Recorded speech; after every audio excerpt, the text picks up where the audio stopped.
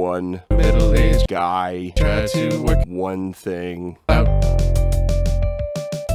One middle-aged guy try to work one thing out.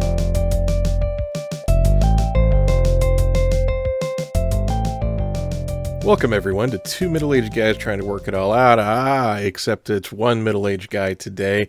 Chris here. Dave could not be with us today, but we're going to cover a topic that Dave probably has very little interest in, so it's going to work out just fine.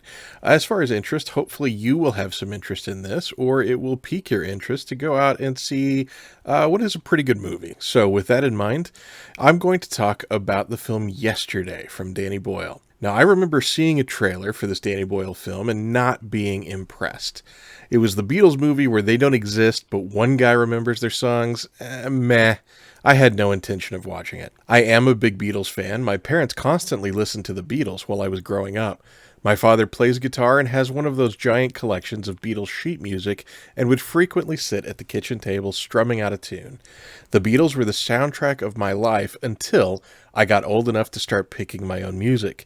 At that point, I went through a rebellious "the Beatles suck" phase of life, but I worked out most of my teenage angst early, and one day, I asked my father to take me to Best Buy because I wanted to buy a CD. At Best Buy, my dad made a joke, gesturing to the Beatles' Blue Double album Greatest Hits, and said, "That's the one you should buy." I said, "Good idea," and I grabbed it and headed off to the checkout counter. I don't think he quite understood what was happening, because up to that point, any conversation between us about the Beatles was the equivalent of "turn off that noise, old man," though I never actually referred to my father as old man. You really can't argue with the artistry of the Beatles. I guess I can imagine that there are people who would say the music is not really for them, but I struggle to imagine anyone honestly saying that they were not incredible musicians or drastically influential to modern music. So, when I saw a movie that used the Beatles as a plot device, it was a pass for me. When it was released, my parents saw it and said it was really good and that I should see it, but I still wasn't convinced. It wasn't until my family was visiting my in-laws that I watched the movie. In that setting, it was a film selected by my in-laws and I could either watch it or, I guess, go into the guest bedroom. That seemed rude, so I figured I'd sit through a movie that I wasn't particularly excited about.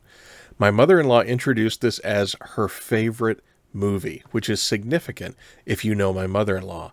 This is a woman who is not interested in any film that doesn't contain some type of explosion every 8.7 seconds. She is much more Gone in 60 Seconds than Driving Miss Daisy. So her saying that Yesterday was her favorite movie piqued my interest, and we started watching it.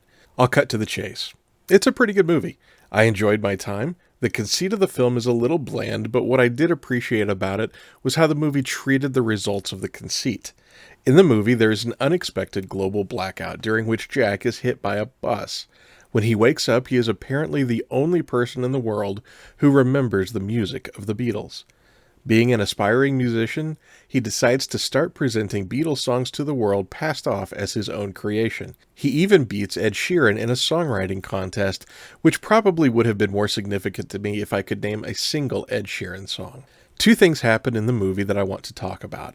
One is there are apparently other people besides Jack who do remember the music of the Beatles, and they start showing up at concerts and press events with little plastic yellow submarines, a subtle message to Jack that doesn't mean anything to the rest of the world. Finally, these yellow submarine people confront Jack about his song theft, but going against expectations, they appreciate that Jack is keeping the songs alive. This was a breath of fresh air for me, because if you gave this idea to the majority of storytellers, they would go for the obvious "you're a thief" confrontation. Inverting that scene was a brilliant choice and instantly made me enjoy the movie more. The second significant thing is that towards the end of the movie, Jack tracks down John Lennon in this new non-Beatles world.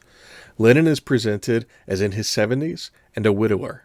To me, this is a very interesting commentary on fame. In this world, John Lennon did not have the world stage. He appears to be an artist and professes to have found love and happiness.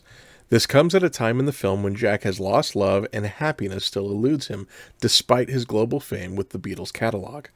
Sure, this encounter is used as motivation for Jack to come clean about who wrote these songs and admit his love for his ex-manager, but for people in the real world, I think it's a much more interesting message. Fame, especially in the world today, seems to be everyone's focus. The biggest drug in the world right now seems to be entertainment. We can't go 5 seconds without streaming something on Netflix, watching a YouTube video, checking a social media post, or yes, even listening to a podcast. By contrast, John Lennon in the film lives on a beach, is surrounded by canvases and paints, and seems completely disconnected from the larger world. And he's the person in the film who has found love and happiness. No big revelation there, right? I mean, the idea of pursuing connection and relationships instead of fortune and recognition is a tale as old as time. But watching yesterday made me wonder about the real John Lennon. I hope he found happiness in love. Did his time in the Beatles increase his joy, or did it make life harder in ways that no one can ever anticipate? It certainly could be argued that his fame led to his unfortunate death. If he hadn't been a superstar, would anyone have been motivated to kill him? Was it worth it?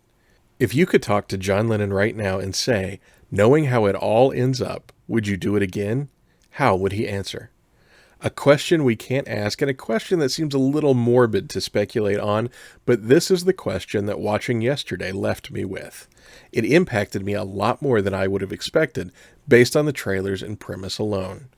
Good choice, mother-in-law, and a good reminder that I should listen to my parents because they also said I should see this film.